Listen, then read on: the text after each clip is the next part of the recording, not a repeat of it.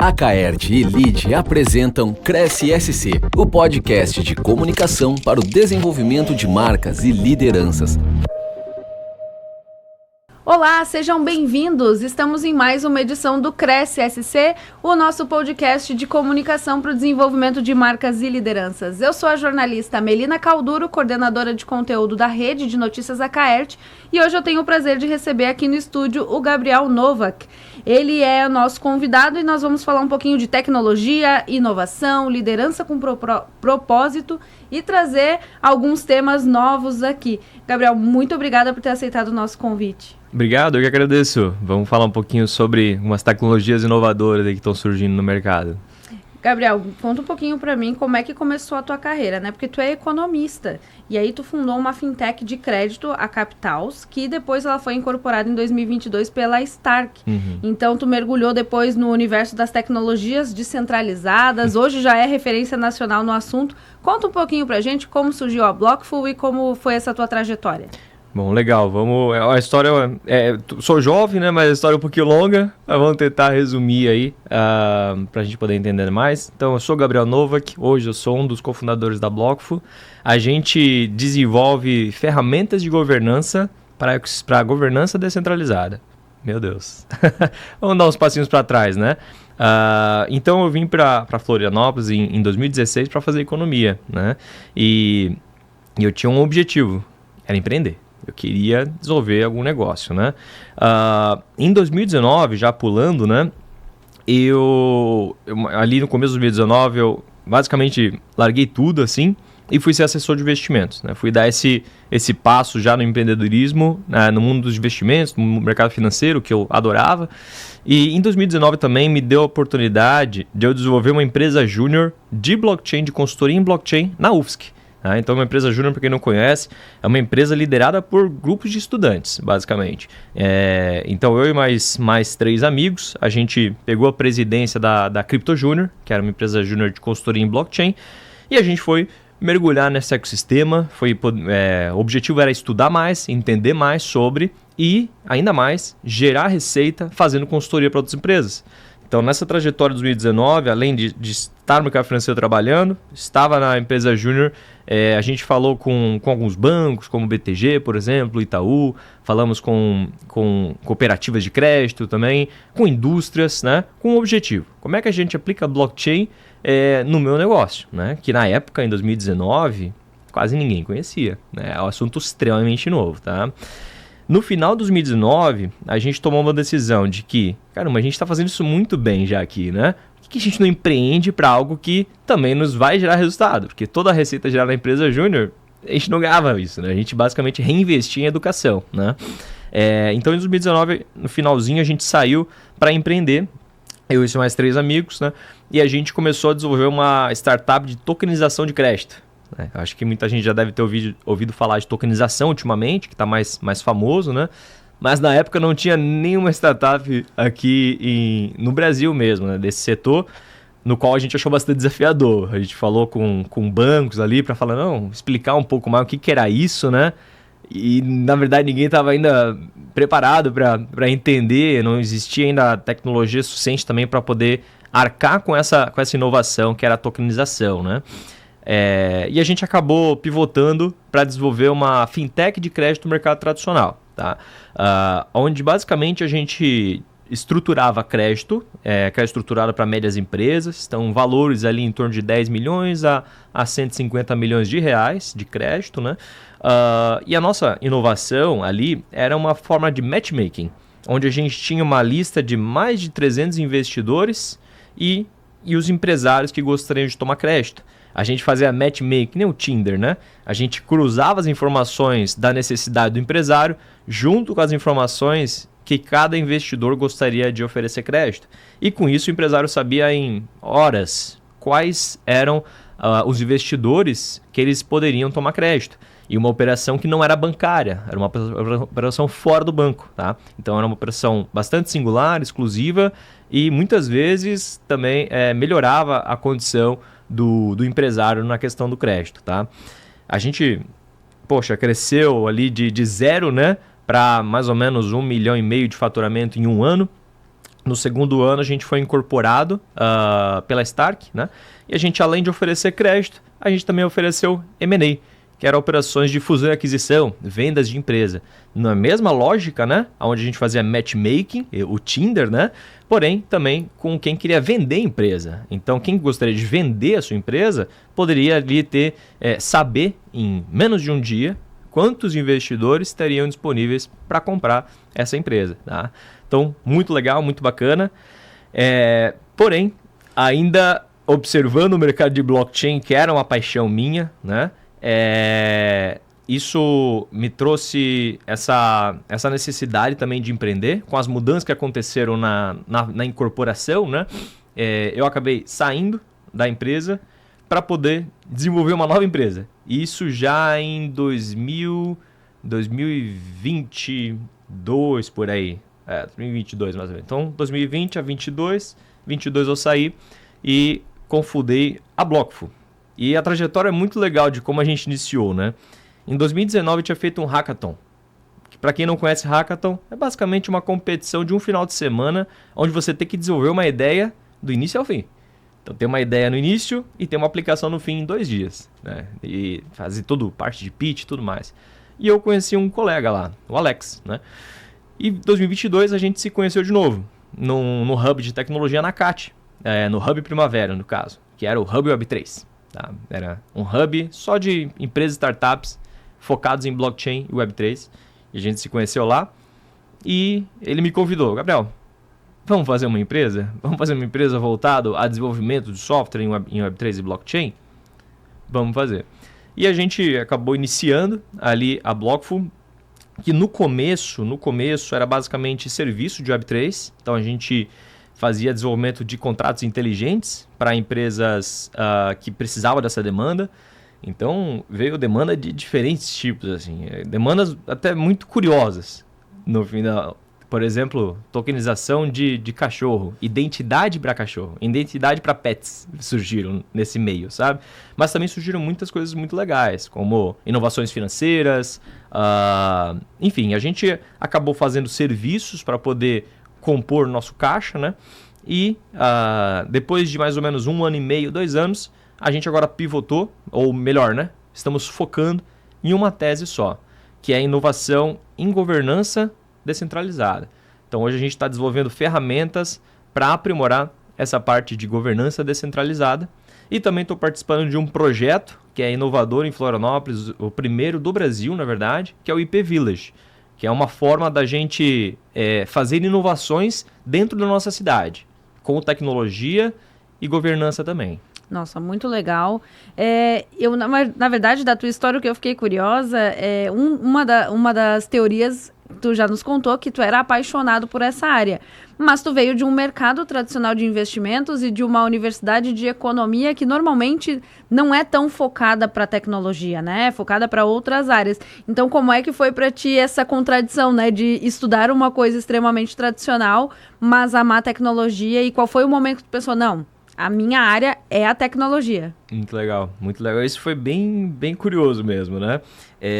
Eu sempre amei mercado financeiro. Foi a minha primeira paixão, assim, né? Comecei a operar bolsa quando eu tinha 17, 18 anos de idade ali.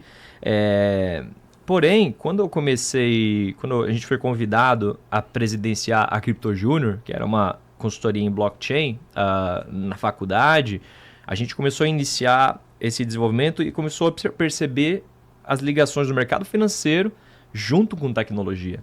E aí eu pensei, opa, caramba, eu posso criar sistemas financeiros novos utilizando blockchain? Caramba, é uma paixão com uma missão muito grande, assim, né? Com um propósito muito grande. Então, a partir dali, eu comecei a identificar vários tipos de soluções que poderiam surgir, assim, né? Com finanças e tecnologia. E isso me trouxe muito gás, assim, para, poxa, vamos tentar descobrir aplicações disso, vamos tentar descobrir produtos que a gente pode fazer em cima disso, né? Mas não foi fácil. Imagina. Não é nada fácil, sabe? Porque é um universo totalmente novo, assim. A forma como você pensa é uma forma nova, como você interage com o mercado é novo, né? E no mundo da tecnologia, no mundo financeiro, na verdade, você tem muita ótica de vamos ganhar dinheiro. como que eu posso fazer essa operação e gerar mais dinheiro? É sempre otimizar a parte financeira, né? Então eu tinha muito essa cabeça. Quando eu entrei para tecnologia, eu vi muita gente com um propósito, sabe? Não só financeiro, mas tipo, vamos melhorar o mundo. Vamos melhorar a forma como a gente interage com outras pessoas, sabe? Com tecnologia. E isso me pegou muito, né? E aí não tem jeito, é estudar muito para poder entender os melhores os conceitos, né? Então eu passava noites, finais de semana estudando sobre o mercado, estudando sobre tecnologia, para poder cada vez mais se inserir nesse ecossistema novo, né? Então, de fato, foi bastante desafiador. Foi muito desafiador. E a primeira empresa, tu falou que ela era inovadora no Brasil. Então, como é que é lançar um novo sistema, lançar toda essa inovação, liderar esse processo de mudança e não ter até muito com quem trocar ideia sobre isso, né? Porque provavelmente alguns projetos até parecidos, mas nada do que vocês estavam implementando. Então, como é que foi essa abertura de mercado, essa mudança também? Que fácil, com certeza, não foi, né? Uhum, totalmente, é. Isso ainda reflete hoje, né? A Blockful, por exemplo, no Brasil é uma das pioneiras que desenvolve soluções de governança para um mercado extremamente novo, que é o mercado de governança descentralizada, que são as DAOs. Eu imagino que muita gente já deve ter ouvido de DAOs, né, que ficou bem famoso ultimamente. E hoje no Brasil, a gente iniciou esse processo, sabe? No Brasil, por exemplo, em qualquer lugar que eu vou, em palestras sobre empreendedorismo, né, e falo o que eu faço, ninguém sabe exatamente o que é isso, né? Então, muito do que a gente tem que fazer é buscar referência fora, sabe? Por exemplo, o inglês, assim, tem que ser a primeira coisa a ser masterizada para poder ter um entendimento e trocar conversa com pessoas também que estão nessa ponta da tecnologia, né? Por exemplo, ano passado, eu devo ter feito 6 ou 7 viagens para o exterior. Eu acho que eu devo ter conhecido 8 países, provavelmente, né? Porque lá fora que está essa ponta, né, do desenvolvimento tecnológico para o meu setor, por exemplo, né? Então, de fato, a partir de agora, a partir do momento que a gente começa a estabilizar o nosso produto, né? Eu quero muito começar uma parte de educação, vamos dizer assim, para a gente poder também fazer onboarding, né, ou trazer pessoas interessadas nesse tema e desenvolver mais esse ecossistema. A gente fala que a gente está criando o nosso próprio mercado, vamos dizer assim, né? É muito louco, mas é um pouco isso, assim mesmo. E é preciso ter algumas habilidades, né? Tu falou uma que é estudar muito, falar inglês. Como é que é? Porque vocês trabalham com uma situação que não é a tradicional. Então, e o próprio ambiente de startup, né? Não é um ambiente tradicional, com uma hierarquia, né, bem definida. Então, como é que é essa questão? Que habilidades são necessárias? Como é que foi para vocês também essa adaptação? Perfeito. Bom, a primeira habilidade é o inglês, né? É isso que eu vejo, assim. O inglês é o mínimo, o inglês fluente, que dá para conversar assuntos técnicos, né? E a segunda habilidade é entender mais aprofundado o mercado que a gente está, sabe? Porque o mercado de blockchain, só para entrar um pouquinho mais no tema, né? O que é uma blockchain? Blockchain, basicamente, é um computador que está ao redor do mundo, que qualquer um pode acessar e você não necessariamente sabe quem está do outro lado, sabe? É tipo um servidor, só que ele não está numa sala, né? Os dados não estão naquela salinha. Os dados estão ao redor do mundo todo. Os dados estão ao redor dos computadores que estão sustentando essa rede, né? Por isso que blockchain, chain, rede, né? Ou cadeia, né? De blocos. Os blocos são as informações que estão passando. Então é uma nova cultura também. Então, além de entender a tecnologia por trás, como é que ela funciona, como é que implementa, quais são as funções dela e tal, né? Que isso é a parte que eu vejo que é básica, que precisa saber. Essa parte de entender a cultura desse ecossistema, para mim, também foi um diferencial muito grande. Porque assim como a gente entra no ramo imobiliário, tem a cultura do ramo imobiliário, tem a cultura do incorporador, tem a cultura do construtor. Quando a gente entra no ramo financeiro, tem a cultura da Faria Lima, né? Cultura ali de quem está numa gestão de recursos, numa asset, está num venture capital, existe uma cultura. No ramo farmacêutico, tem uma cultura também lá dentro, né? Então, um dos desafios que eu vi assim é como é que eu também adapto, além da tecnologia, do inglês, enfim, essa parte hard skill, a parte soft skill, né? De entender a cultura, de como as pessoas se relacionam ali dentro. Eu sempre fui muito acostumado a fazer call, sabe? A fazer meetings, a reuniões, sabe? E quando eu troquei de setor, é tudo assíncrono, sabe? É um grupo de Telegram, é conversa no chat, se pede reunião não vai ter, sabe? Então é uma outra forma de abordagem de comunicação também que eu precisei me adaptar para poder me inserir nesse mercado, sabe? Tudo muito rápido, né? Tudo extremamente rápido, porque eu não era só um funcionário, na verdade, né? Eu estava liderando uma empresa, então no final eu precisava mudar e aprender mais rápido do que as pessoas estavam comigo. Então, aquela coisa que a gente sempre fala, né, que todo empreendedor passa, que é trocar a roda do avião enquanto ele está voando, sabe?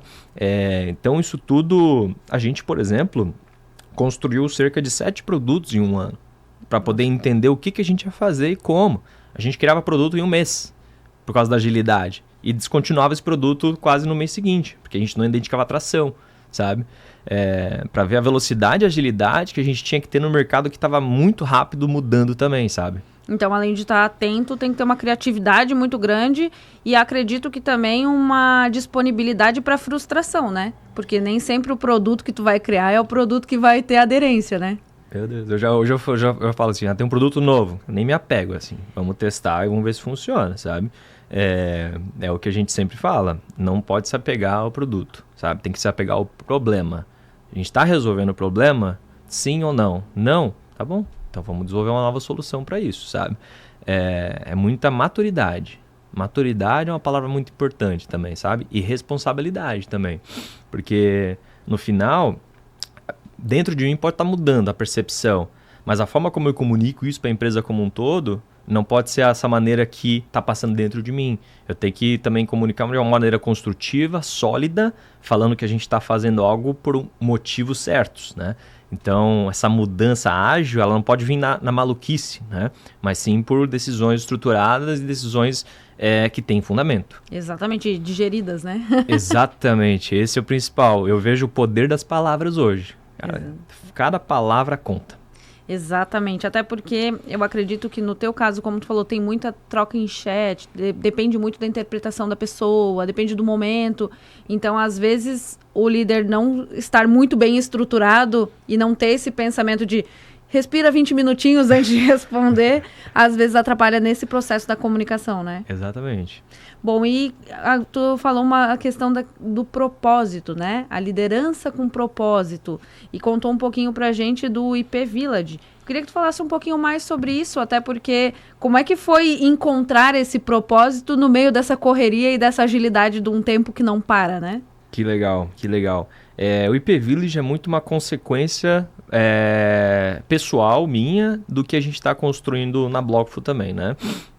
Sempre quando a gente começou a Blockful, a gente tinha um propósito. A gente sempre construiu com um propósito, sabe? O que a gente queria mudar, o que a gente quer melhorar para a humanidade e para o mercado onde a gente atua, sabe?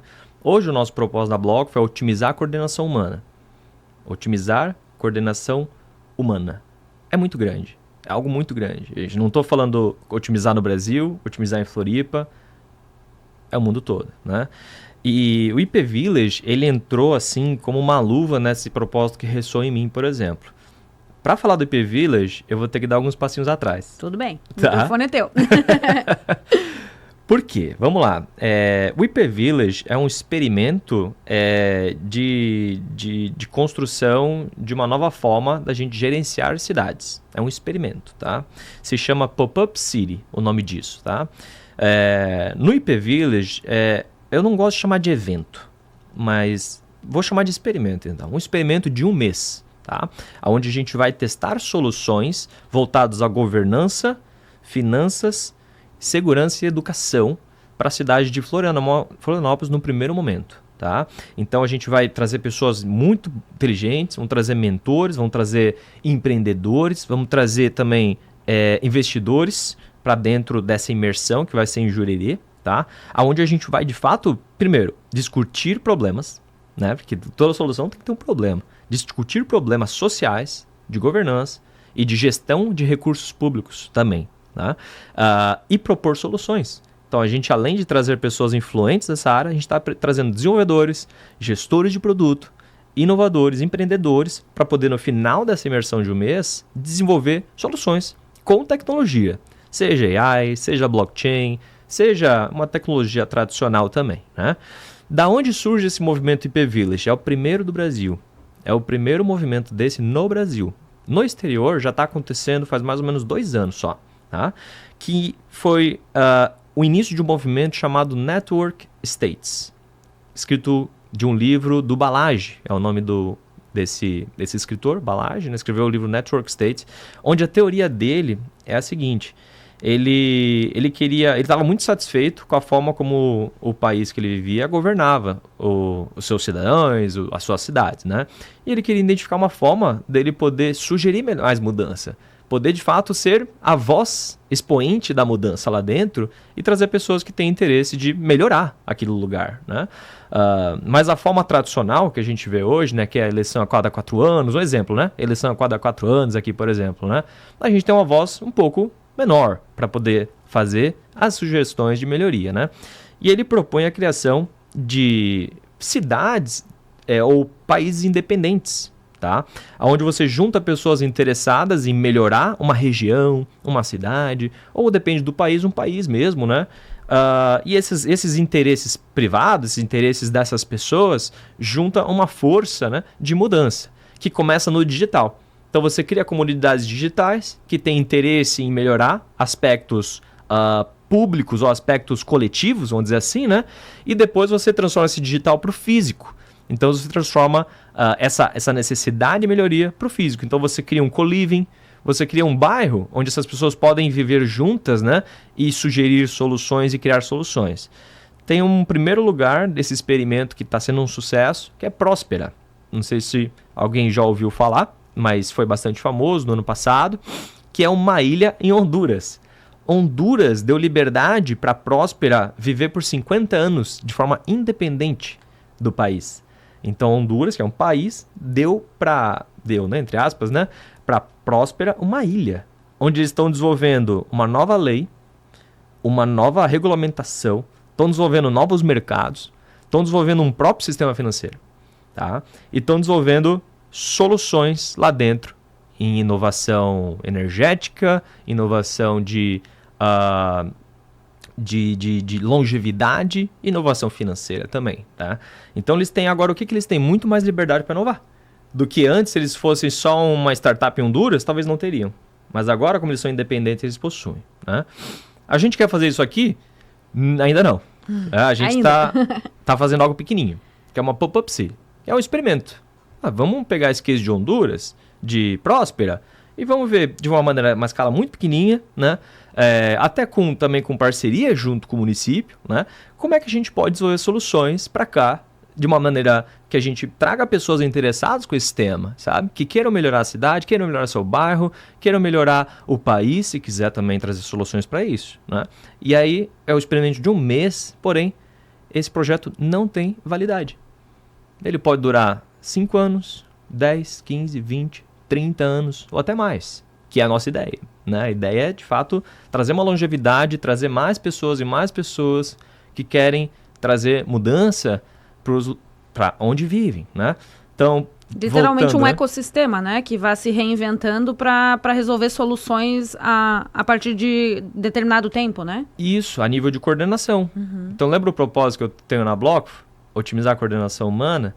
Então eu estou fazendo isso para a governança descentralizada em blockchain, e esse projeto surgiu como uma luva que ressoa muito comigo, né? De otimizar a coordenação humana, só que numa escala bem pequenininha agora, que é a nossa linda cidade de Florianópolis, né? E tu já tinhas esses propósitos em ti quando começou, ou foi uma coisa que ao longo do tempo tu foi percebendo e desenvolvendo em ti e também com quem estavas convivendo, né? Legal. Essa é uma pergunta bem interessante, porque eu falo assim até para meus pais, eu falo para as pessoas que eu convivo, né? Quando eu tinha 8 anos por aí de idade, eu ficava me olhando no espelho, olhando bem no fundo dos meus olhos e falava: você vai mudar o mundo ainda.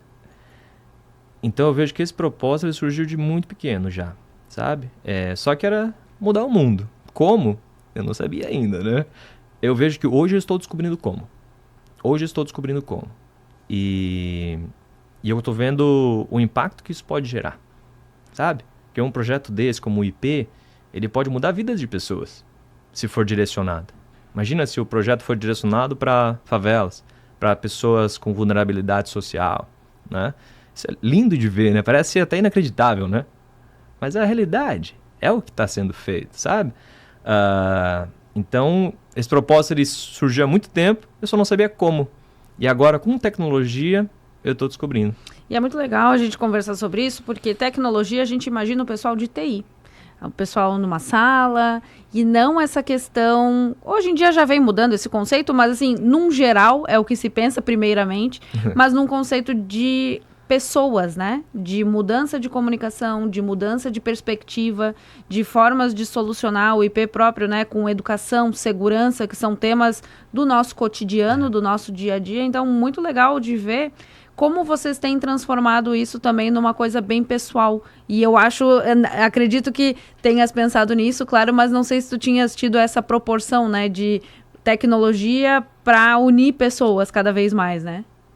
Acho que eu nunca imaginaria, assim, tá? Eu nunca imaginaria ter esse poder mesmo, porque todo mundo tem. Agora com o AI, né, o ChatGPT aí, né, que a gente conhece, todo mundo tá tendo o poder do conhecimento instantâneo, né? Você pergunta uma coisa e pum, vem um monte de coisa. Tem um problema, muitas soluções, né?